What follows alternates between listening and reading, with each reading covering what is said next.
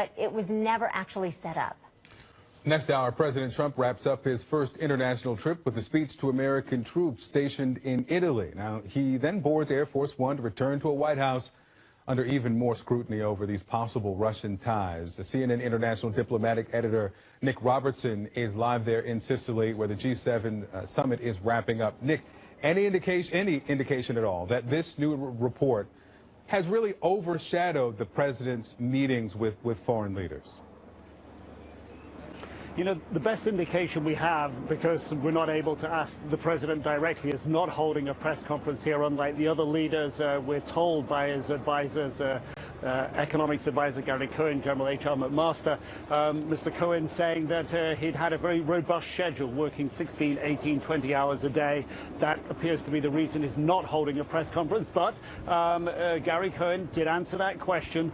Did this issue of Jared Kushner's connections, involvement with the Russian ambassador in Washington, had it come up in the meetings here with leaders? And we're told it didn't come up in those meetings. So did it overshadow and influence the president's time here? We don't know the answer to that. What Mr. Cohen and Mr. McMaster have said is they wouldn't answer questions about Jared Kushner, so it may not have come up in his main meetings, but did it occupy his time outside of those meetings? That's not clear.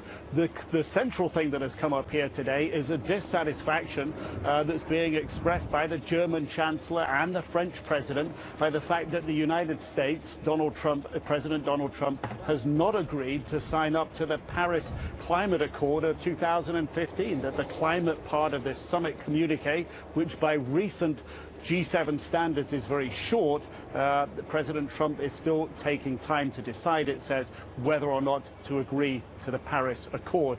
All the other members here have said they sign up to it wholeheartedly. Disappointing is how the German Chancellor called it. Victor? All right, Nick Robertson for us there as the trip wraps up in Sicily. Nick, thank you. I want to bring back Ron Brownstein and Lynn Sweet. Also, Stuart Patrick joining us now, Senior Fellow and Director of the Program on International Institutions and Global Governance at the Council on Foreign Relations. Thank you all so much for being with us. We're going to get to the G7 in a minute, but I want to get to some information that we're just learning here, that the Trump campaign, they have been forced, they say, we are just getting this information, to cancel the rally that they had scheduled in Iowa on Thursday. It's unusual that the president would cancel a rally, Ron. Do you think that this is in direct proportion to what he is dealing with, not just right now overseas and this whole week or 9-day trip that he's had, coupled with what's happening now?